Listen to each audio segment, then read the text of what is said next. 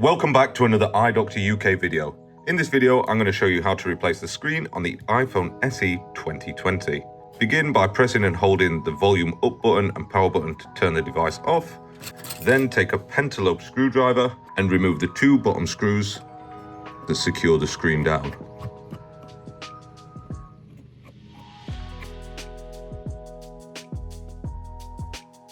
I've seen lots of people use lots of different techniques to open these devices, but I've found that the easiest way is to get a single-sided razor blade and create a small gap between the chassis and the edge of the screen, then pry upwards with the razor blade to create a larger gap, just enough to get the plastic opening pick in, a couple of millimeters, and then we can slide the pick along the right-hand edge, the bottom edge, and the left-hand edge. You don't need to worry about the top edge because we're going to lift from the bottom now. Give the phone a wiggle and open up the device. This one's clearly been opened before, and you might find that there's some adhesive still remains, but we'll clear that up later. Now that we're into the phone, we need to remove this shield here. That's held down by 4 crosshead screws of different sizes, so just make sure that you make a note of where each screw comes out from. It's easiest if you use a magnetic mat to keep screws organized. If you don't have a magnetic mat, you can use something like a piece of blue tack or just a small storage box. Once those 4 screws are removed, we can lift off the shield using some tweezers, and then using a plastic prying tool, we're going to isolate power from the device by disconnecting the battery from the motherboard. We can then disconnect these 2 connectors here, and then that frees up the digitizer and home button flex cables. We then need to move up to the top of the device now, where there's another 3 crosshead screws. Just be aware that these aren't always magnetic. Remove the 3 screws that hold this shield down. Use tweezers again to lift up the shield, and then using the prying tool, I'm just going to get underneath this flex cable here to pop off the front camera and ear speaker flex cable. That allows us to remove the screen now, and we'll put the chassis to one side and come back to that later. Next, we need to remove the ear speaker and front camera flex. Remove the 6 screws that hold this down. Again, keep these in order because they are all different sizes, and failure to put them in the right place can cause damage to the back of the screen.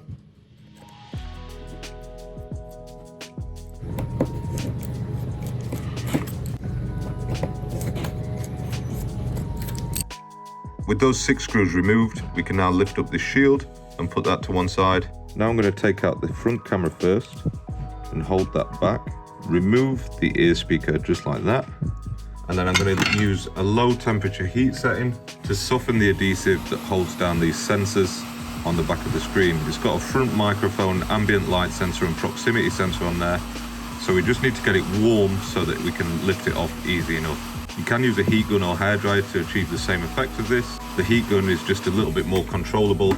Once it's warmed up and the adhesive is softened, we're going to go under there with the tweezers to release the proximity sensor. Then I'm going to pry underneath this small bit of flex cable here to release the connectors for the ear speaker. And then finally, we need to remove the ambient light sensor by getting underneath it with the tweezers just here and lifting upwards to release it. Once they're all released, then we can peel back, holding onto this part here, and free the whole flex cable. Moving down the screen now, we're going to remove the home button. This is held down by 4 tri-wing screws this time. Remove all 4 of the screws. Then use your tweezers again to remove the small shield.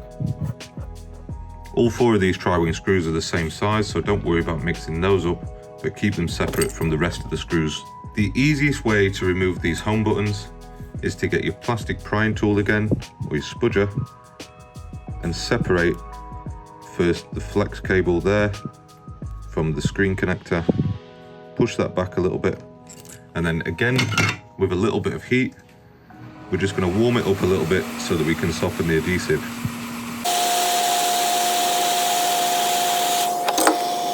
Once it's warmed up, I'm just going to get one point of the tweezers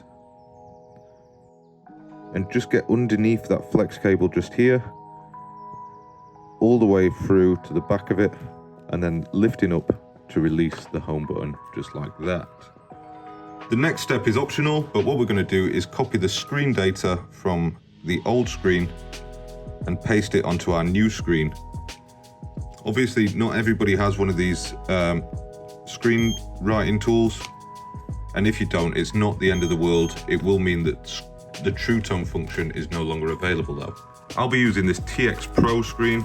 It comes with an adhesive seal and the new screen that has got the back plate on there. You may have to transfer your backplate depending what screen you buy, but I'm not going to show you how to do that on this video because mine's already installed. They always have a film on the front of these screens, so I'm just going to poke that through so that I can thread through the old home button. It's really important to keep the old home button in good order because if you damage this home button, it will render Touch ID. To install the home button, you need to thread it through just like that. And then flip the screen back over. And I'm just going to use the tweezers to realign the FPC connector with the home button. This is probably the trickiest part of the repair, so take your time to make sure you get this right. Now that we've got this FPC connector, the male end, in line with the female end, we're just going to fold it over with my thumb and I'm going to push it down and make sure it's tight. That's connected now, so we're going to reinstall the shield and the 4 tri-wing screws. Don't forget, if you like repair content just like this, make sure you like the video and subscribe to the channel. We post 2 times a week. We post repair content twice a week, and you might just learn something. Also, if you're having a go at doing this repair yourself, let me know how you get on in the comments below. Now that home button's installed, it's a good time to just check that it's sat flush on the screen and it feels like the original did. This one feels good, so we're going to flip the screen back over and start working on the top of the screen now, peeling off this little bit of film, and then we're going to line up the front camera flex cable. There's 2 little sort of sticky out bits there. We're going to line those up with the 2 holes on the ear speaker flex.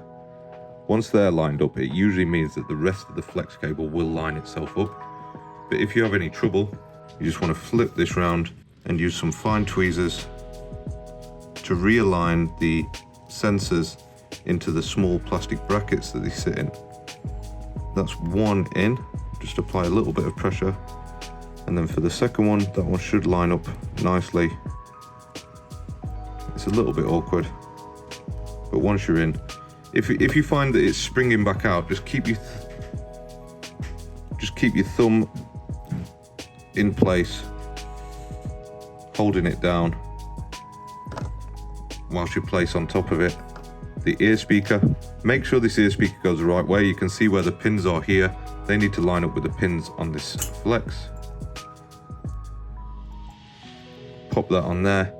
Notice how I'm keeping my thumb on it again, and I'm going to fold the front camera on, keeping my finger on it this time, so there's always pressure and it's not springing out. And then my finger holds down the bracket what sits on top of it, and then just while that's doing that, I'm going to get 1 screw in so that I can release my finger.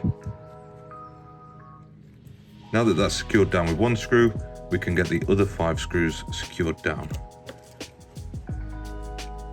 I'll reiterate the fact that you need to make sure that the right screws go in the right place. If, for example, you put a wrong screw in this one, what I'm putting in now, you will end up leaving a screw mark on the back of the glass, or even worse, cracking your new display. So make sure they go back in the right order.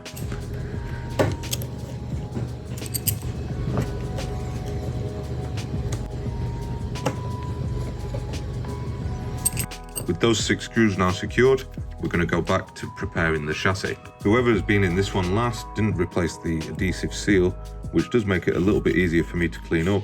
The easiest way that I've found to clean them is by using one of these number 17 X-Acto blades, and we're just going to run the edge of the blade along the edge of the chassis to remove any leftover adhesive and make sure that it's nice and clean so that we can install our new adhesive seal. You don't want to go too crazy at this because it is aluminium and using a steel blade. The steel blade's harder than the aluminium and could leave marks on the chassis. Once you've removed the excess adhesive, I'm going to use a little horsehair cleaning brush and with some acetone or isopropyl alcohol on it, and I'm just going to clean up those edges to make sure that they're absolutely spotless. If you don't have one of these sort of repair specific brushes like this one, you can use a toothbrush as long as it's a clean one to achieve the same effect. Once that's clean, make sure that it's dry before you start applying the new seal. And the easiest way to apply that is by lining up the top left-hand corner first. Make sure that it lines up, then follow through on this left-hand edge. Make sure that that lines up nicely with the edge of the chassis, and then the rest of it should sit into place nicely. Once it's lined up, take your plastic spudger and run it into the edge with the flat end of the spudger tool so that it's stuck down nice and secure. With that in place now, I'm going to pull up on this little tab.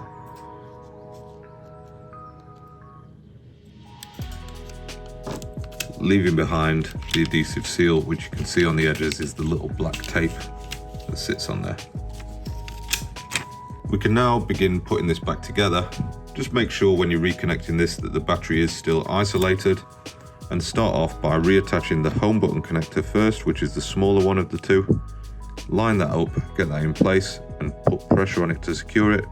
Then the screen connector, which is what powers the LCD and touch. And then before we do the battery, we want to make sure that the front camera is connected too. So I use tweezers to help me guide this into place. And just make sure that you don't put it on upside down. I've seen that happen before. And then push it down to re-secure it just like that. This would be a very good point to test your new screen and make sure that touch and all other functionality is working.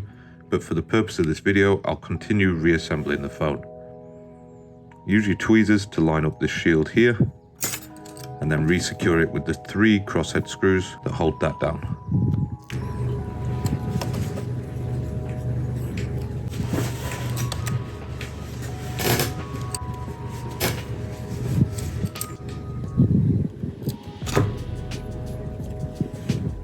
Once you've secured those 3 screws, we can move back down the phone and reconnect the battery now.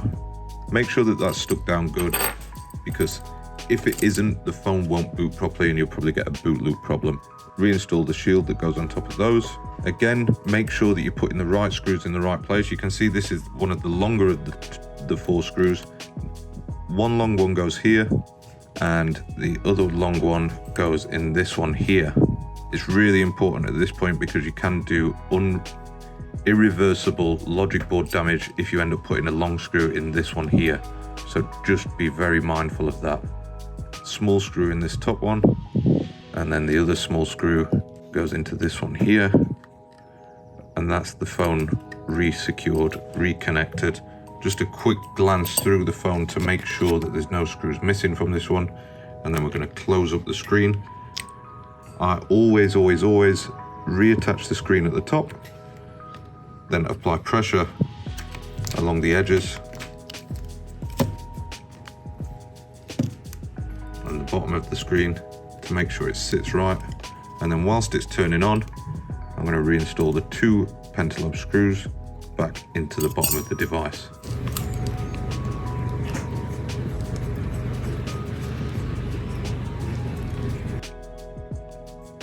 If the phone doesn't turn on straight away, don't panic. Sometimes they have to be connected to a charging cable to boot them after the battery's been disconnected. As you can see, we've got the Apple logo and it's turning on. And now that it's turned on, we're going to check that the home button works first of all, and we get haptic feedback from it. And then we're going to check that touch is working all the way through the device. That just about completes this guide on how to replace the screen on the iPhone SE 2020. Thank you for watching and see you next time.